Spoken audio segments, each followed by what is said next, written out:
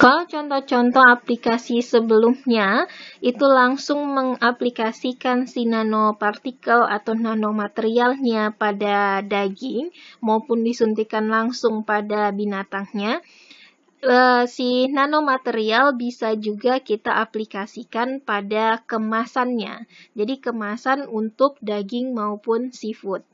Seperti di sini dia meneliti tentang dia membuat suatu film atau lapisan tipis yang berasal dari protein kedelai yang dicampurkan dengan nanopartikel. Dalam hal ini nanopartikelnya adalah montmorillonite.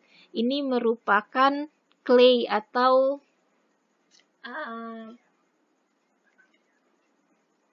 turunan dari tanah liat atau lempung. Nah, terus si nanopartikel atau montmorillonite-nya ini diaktifasi dengan menggunakan essential oil atau minyak atsiri yang berasal dari cengkeh. Tujuannya apa? Jadi si film ini dia berfungsi sebagai bahan pengawet untuk bluefin tuna atau daging tuna sirip biru ya. Apa fungsinya nanopartikel di sistem ini? Jadi dia menggunakan polimernya itu adalah protein dari kedelai, terus ditambahkan nanopartikel yaitu montmorillonite. Nah, si MMT-nya ini atau nanopartikel itu dia diaktifasi atau dicampurkan dengan essential oil tadi yang dari cengkeh. Nah, tujuan dari si nanopartikelnya itu adalah pertama untuk meningkatkan barrier properties atau sifat menahan udaranya ataupun uap air. Jadi kalau seperti dibahas saya rasa itu di pertemuan pertama tentang fungsi dari nanopartikel yang bisa menurunkan permeabilitas suatu kemasan. Jadi kalau tanpa si nanopartikel itu si gasnya bisa keluar masuk dengan bebas. Tapi kalau ditambahkan nanopartikel, misalnya yang di sini, nah kalau mau ada udara masuk dia terhalang. Ada lempengan-lempengan ini mengilustrasikan si nanopartikel atau nano clay atau montmorillonite. Jadi kalau di sini muncul ada gas yang mau masuk ke dalam sistem, dia terhambat. Terus yang kedua, fungsinya nanopartikel di sini sebagai pembawa dari senyawa aktifnya. Nah, senyawa aktif dalam hal ini adalah minyak dari cengkeh. Itu senyawa aktif yang mempunyai sifat antimikroba. Selain dia sebagai pembawa, si nanopartikelnya juga sebagai pengontrol untuk pelepasan senyawa aktif. Nah, jadi kalau senyawa aktifnya kenapa tidak langsung dicampur saja ke polimer? Misalnya ini polimer yang hijau-hijau, terus langsung ini misalnya ya di sini yang merah-merah ini adalah senyawa aktifnya misalnya. Kenapa tidak langsung senyawa aktifnya dicampurkan ke polimer?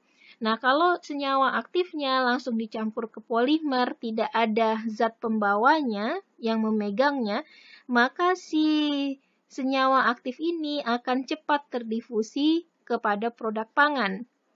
Nah, kalau kita ingin menyimpan produk pangan dalam jangka waktu yang agak lama, si senyawa aktifnya sudah habis di masa-masa awal penyimpanan.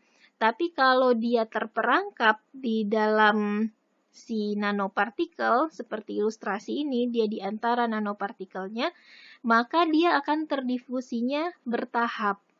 Karena tadi kalau misalnya di sini dia mau keluar, dia harus lewat seperti zigzag untuk terdifusi keluar ke produk pangan dan dia melakukan fungsinya misalnya sebagai antimikroba maupun sebagai antioksidan. Nah, apa hasil dari penelitian ini?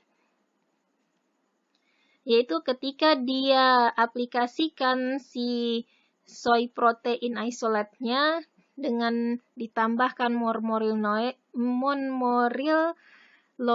dan juga essential oilnya, itu menurunkan pertumbuhan Pseudomonas, si bakteri Pseudomonas, dan juga menurunkan lipid auto-oxidation.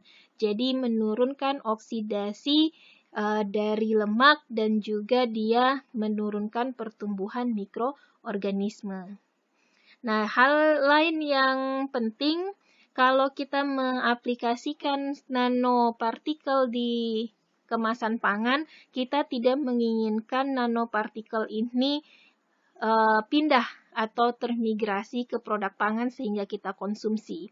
Nah, kalau hasil penelitian yang mereka dapat dari desain yang mereka gunakan, itu mereka tidak menemukan adanya difusi dari nanoclay atau mormorilonite pada daging ikannya. Dan mereka menemukan bahwa mormorilonite ini mendukung pelepasan dari si essential oil yang bisa meningkatkan umur simpan dari tunanya.